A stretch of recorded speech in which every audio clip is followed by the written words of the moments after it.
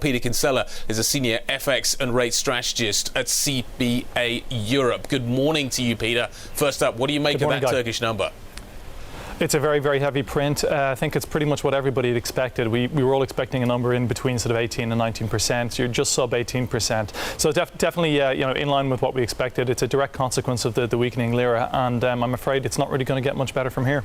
Peter, good morning to you. So the Turkish Central Bank, for what it's worth, has an inflation target of 5%. It does. What do you see as the next moves from Turkey on this, either very much out there in the open or behind the scenes? Because we've seen these sort of rate hikes by stealth so far, haven't we? You have. What they've tried to do basically is to try and make their domestic sort of funding a little bit more attractive than offshore funding. So they basically jacked up the taxes on dollar deposits, etc.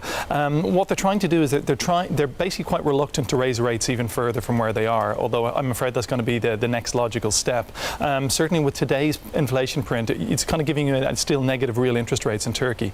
And given what's happening with the Fed, given what's happened with the current account in Turkey, the interest rates are simply too low. Peter, we've seen that PPI number. It's now in the 30s. It's an indication of where kind of inflation is going to be tracking next. And again, you can see this on the break-evens too, on your Bloomberg. Look, when do we start talking about corporate problems really beginning to emerge in Turkey? How does that actually work? They've got a significant euro and dollar exposure. Kind of, how does this play out from here?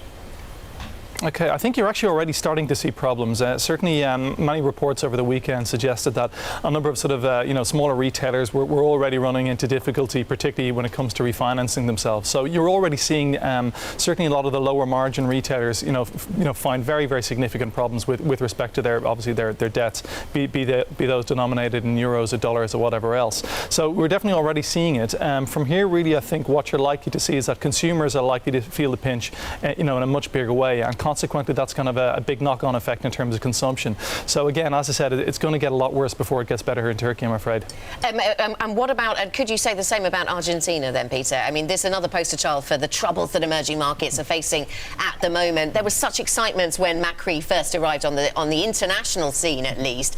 Domestically, can he deliver the reforms that people want to see? He's going to be talking to the IMF this week. I mean, he's going to be talking. I mean, they've already talking about a loan dispersal of about 50-odd billion. And I think what really kind of scared markets in the last weeks was when Argentina really sort of requested more immediate help from the IMF. It just indicated their own coffers were sort of running bare. I think from here, really, the central bank last week raised rates roughly to 60% or thereabouts, pretty much the highest in the world.